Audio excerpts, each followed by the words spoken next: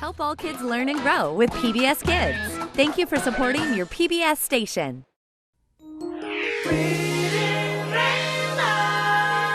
Butterfly in the sky, I can go twice as high.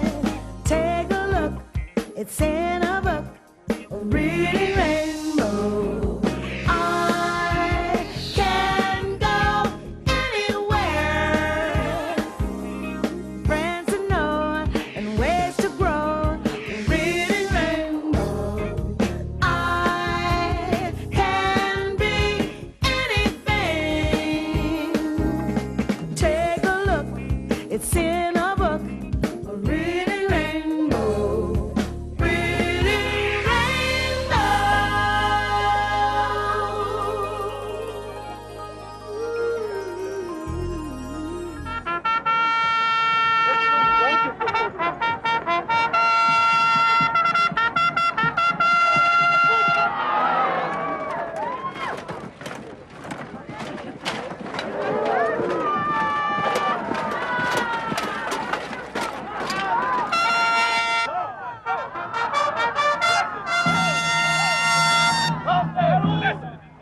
Good morrow, and welcome to the Renaissance Pleasure Fair in Agoura Hills, California. Today, we're celebrating the way people lived hundreds of years ago. Looks like a page right out of a fairy tale, when there were castles and kings and knights in shining armor.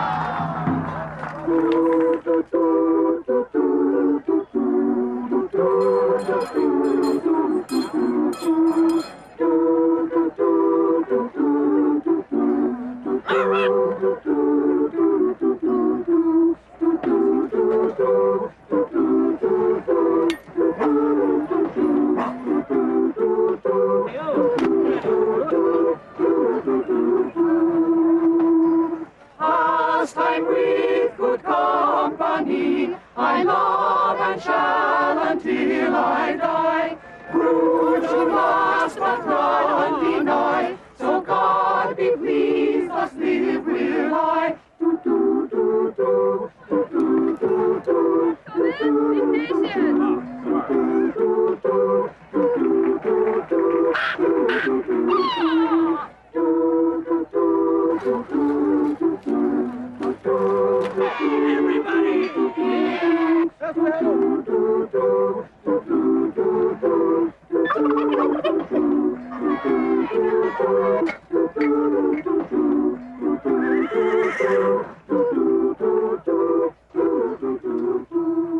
It was great to be a knight in shining armor, but it felt like I was rattling around in an old tin can.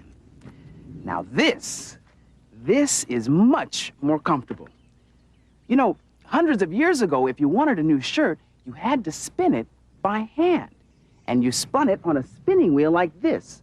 The fiber goes into the wheel there and comes out as yarn.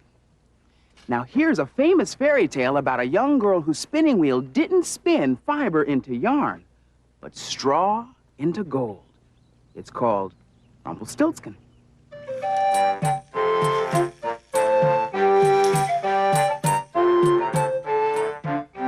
Rumpelstiltskin. Retold and illustrated by Paul O. Zielinski. Read by Ralph Waite. Once there was a poor miller who had a beautiful daughter. On his way to town one day, the miller encountered the king. Wanting to impress him, the miller said, I have a daughter who knows the art of spinning straw into gold. Now the king had a passion for gold, so he ordered the miller to send his daughter to the castle straight away. When the girl was brought before him, the king led her to a room that was filled with straw. He said, you may spin all night, but if you have not spun this straw into gold by morning, you will have to die. With that, he locked the door, and the girl was left inside, alone. She did not know what to do. She grew frightened and began to weep. Suddenly, the door sprang open, and a tiny man stepped in. "Good evening, Mistress Miller," he said. "Why are you sobbing?" "Oh," the girl cried, "I must spin this straw into gold, and I don't know how." "What will you give me if I spin it for you?" the little man asked. "My necklace," answered the girl. The little man took her necklace and sat down at the spinning wheel.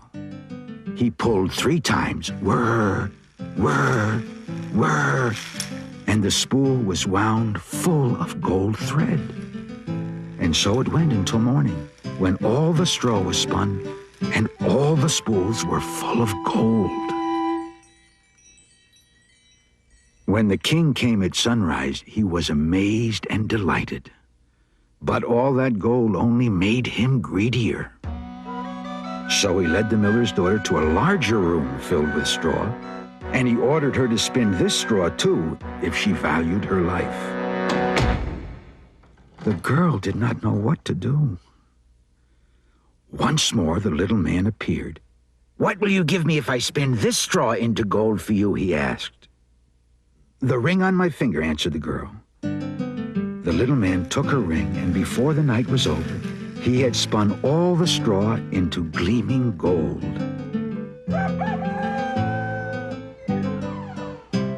The king rejoiced at the sight of so much gold, but still he was not satisfied. He led the miller's daughter to a bigger room, piled high with straw. "Tonight you must spin this straw too, and if you succeed, you shall become my wife." When the king had left, the little man appeared again. "What will you give me if I spin for you yet once more?" he asked. "I have nothing else," the girl replied. "Then promise that when you become queen, your first child will belong to me." The miller's daughter gasped, but she could think of no other way to save herself. She promised, and the little man once again spun all the straw into gold.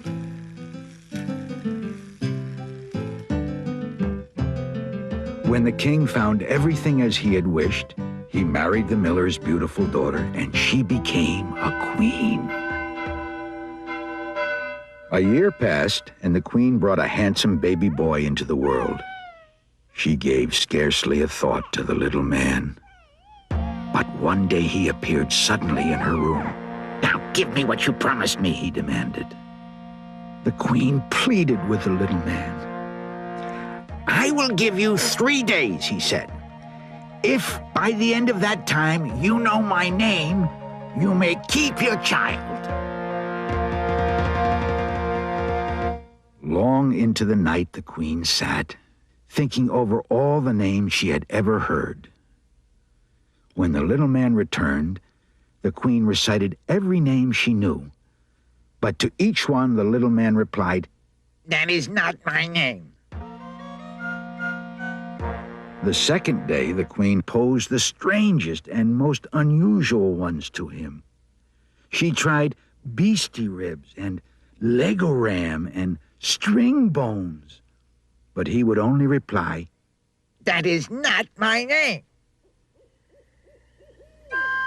Now the queen grew truly frightened and set her most faithful servant to look for the little man. At last, near the top of a high hill, she spied him. He was riding on a cooking spoon around a great fire and crying out, "I brew my beer, I bake my loaves, and soon the queen's own son I'll claim. Oh, lucky me, for no one knows that Rumpelstiltskin is my name." The servant made her way back as fast as she could. Late that evening, the little man arrived at the castle. "Now, Mrs. Queen," he said, "do you know my name, or do I take your child?" "Is your name Will?" "No." "Is your name Phil?" "No." "In that case, is your name Rumpelstiltskin The devil told you! The devil told you! Shrieked Rumpelstiltskin, and in a fury he jumped on his cooking spoon and flew out the window.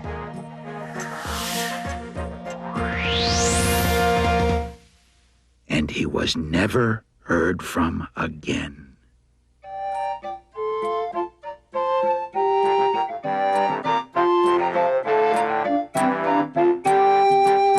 Rumpelstiltskin sure had a knack for getting the most out of a spinning wheel. And so do the spinners here at the fair. They don't turn straw into gold, but they do turn raw sheep's wool into beautiful threads of red, green, and gold. Well, good morrow, milady. Oh, good greetings, Lavar. I be Mistress Nora, the spinster of the Shire, and this were my fine sheep, Nancy. Good morrow, Nancy. I have been told this day that you have come to learn how to spin and weave. Indeed. Wondrous well. Well, the first thing we must needs do is get some wool off of fine Nancy's back, and for this we must cut it. Does it hurt the sheep? Oh, nay, not at all. 'Tis like getting a haircut on a hot summer's day.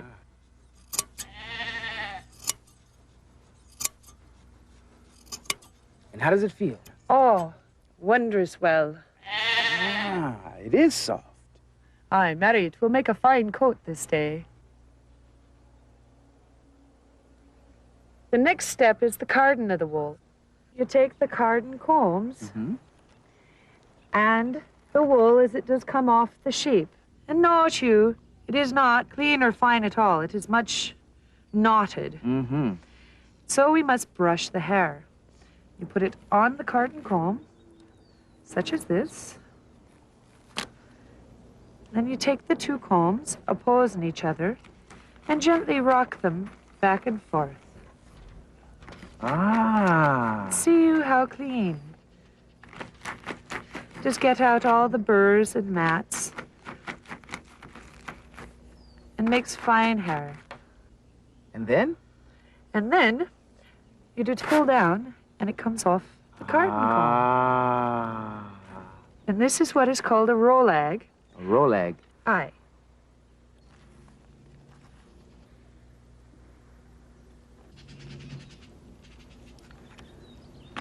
And that is what you spin with. Now, all spinning is twisting the fibers. So you take the rolag, and see, I can do it with my fingers, and just twist, and it locks the fibers together, and so forms a thread. But it is much easier and faster upon a spinning wheel.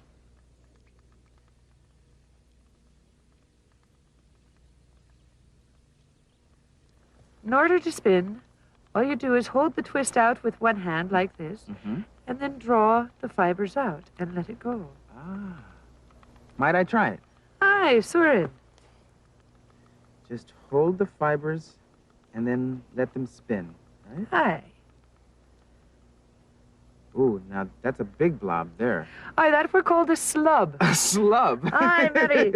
And you should be proud of it, for quite a few people pay more for such wool that looks more hand-spun. This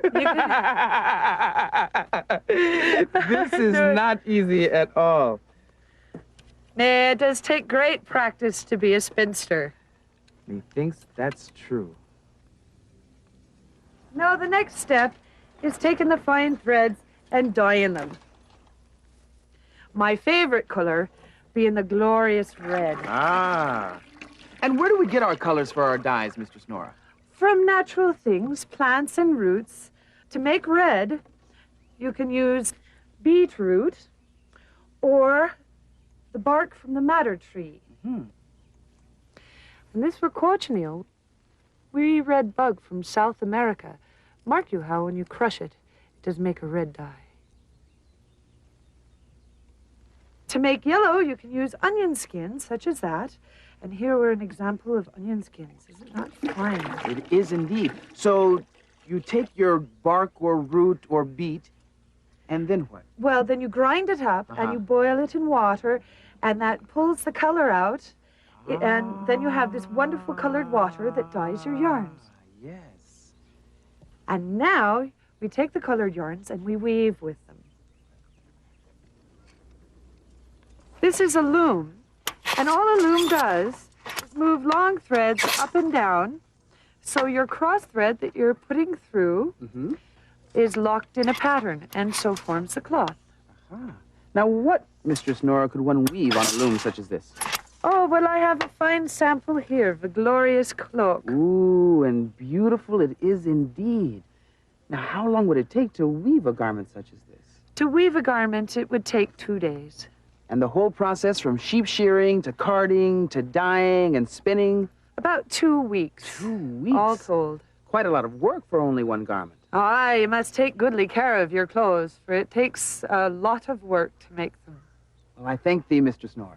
And I thank you, 𝗟𝗏. 'Tis wondrous fine meeting you. Well, let's take a spin around the fair and see what else is happening here. Finest rocks in the Shire. Oh, might I interest you in one of me fine rocks? Indeed, a nice fit.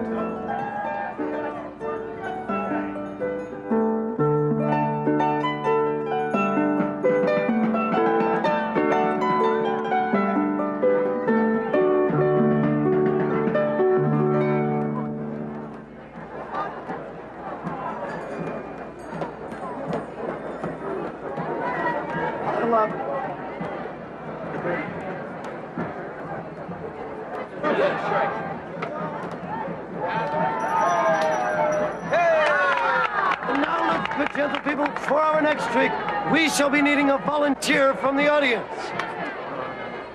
𝗟𝗏! Come on down, 𝗟𝗏. Come on down.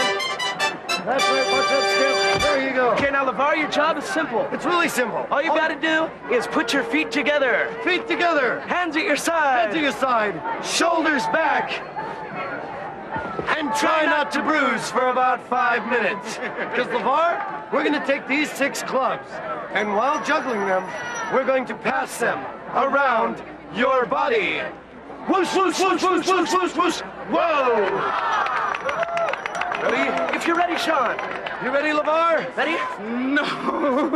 Oh, yes, you are. There you go. Here we go. Ready? Ready? You're doing great, 𝗟𝗏. Just don't move. As if you do. If you move, It's no skin off our nose. All right, now, 𝗟𝗏, we're going to juggle a little bit faster now. a bit faster now. Not on this one, but the next. Ready? Up. All right, 𝗟𝗏. 𝗟𝗏, you're doing terrific. All right, take a bow. No! 8, 9, 10. 𝗟𝗏.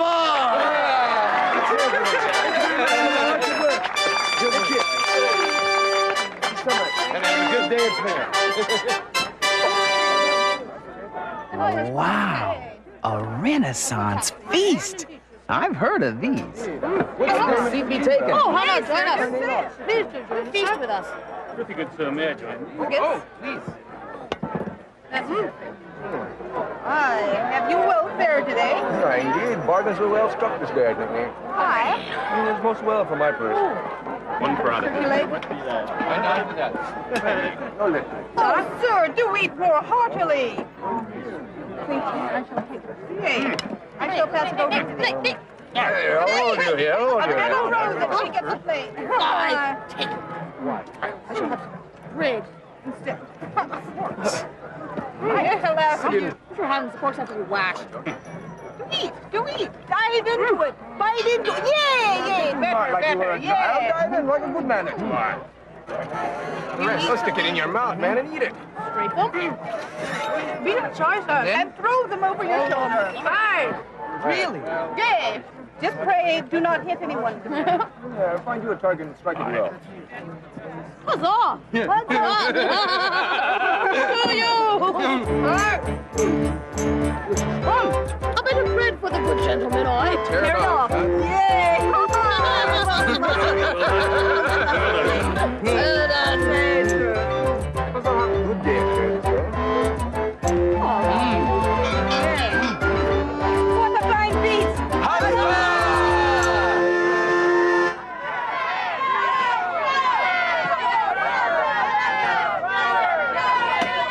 This looks like fun. And, sir, can you do 2 at once? ammunition, sir. Thank you very much. Sir, what is this?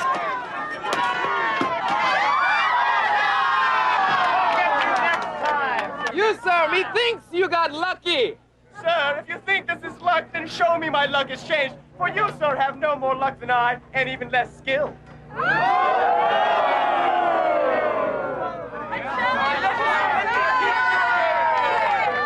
me, sir, is this a game of skill or a game of luck? For some skill, for some luck. For me, skill. For you, bad luck. My skill is not a question, 'tis your luck that has me worried. Oh. Well, we shall see who Lady Luck smiles upon, then, shan't we? Upon my count, sirrah.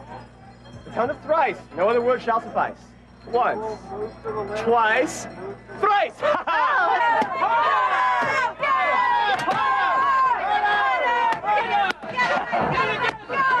You must hit harder, sir.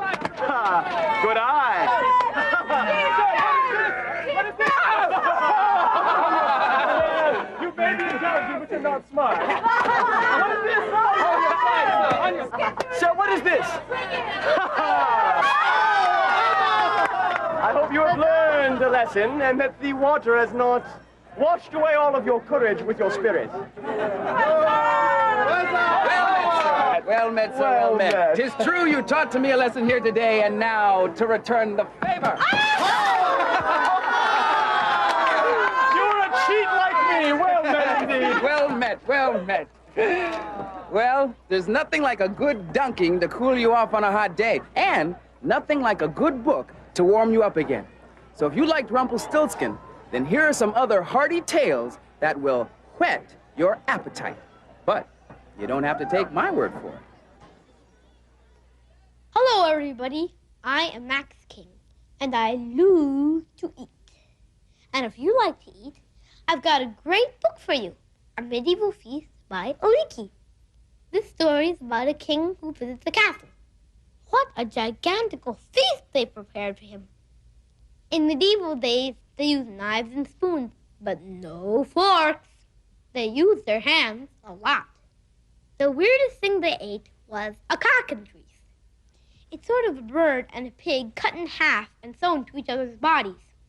Hoy, how could anybody be expected to eat that? But they loved it. Take it from me. I read this book, and it was terrific. So go to your library and pick it up. Boy, just thinking about it makes me hungry. Because food is my life.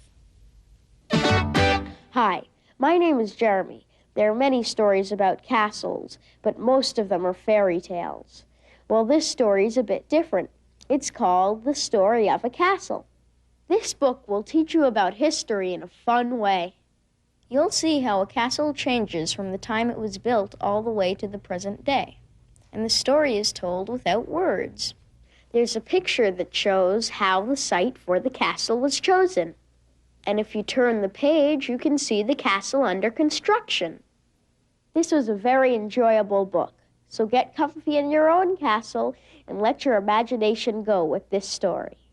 Hi, I'm Rebecca Byrne, and I'm here today to tell you about one of my favorite books. It's a fairy tale called The Sleeping Beauty, retold and illustrated by Mercer Mayer.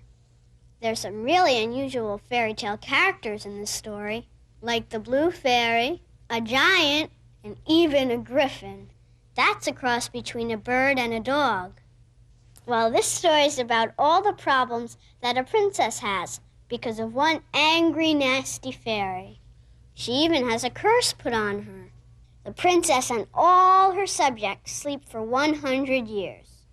The Sleeping Beauty is a terrific story with beautiful and exotic pictures, but the best part is it has a happy ending.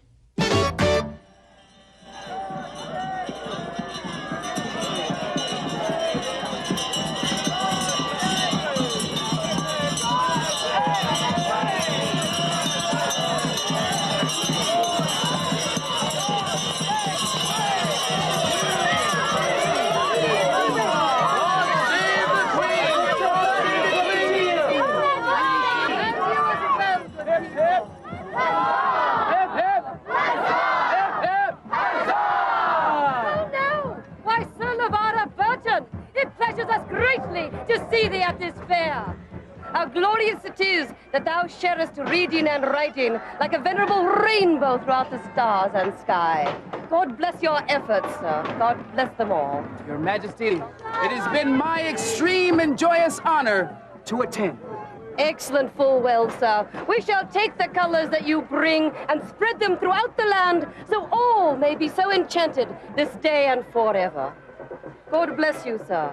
God save the Queen! God save the Queen! And ye as well, good people. 3 cheers for the Queen! Hip, hip! Huzzah! Hip, hip! Huzzah! Hip, hip! Huzzah! God save the Queen! God save the Queen! May God save the noble!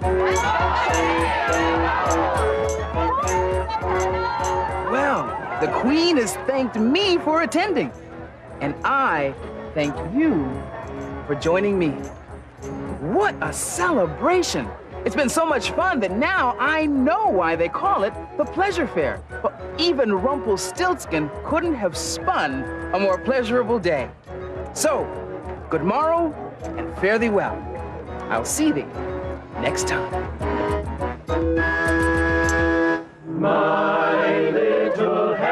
My little hen, she's looking for her food beside our rooster proud. My little hen, she's looking for her food beside our rooster proud. Oh, listen to her call, and then she lays an egg. And then she lays an egg.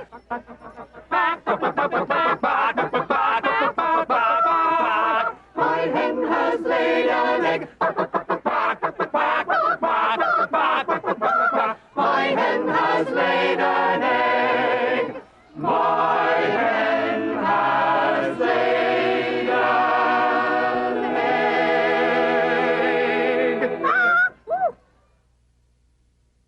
Today's Reading Rainbow books are Rumpelstiltskin, retold and illustrated by Paul O. Zielinski, published by E.P. Dutton.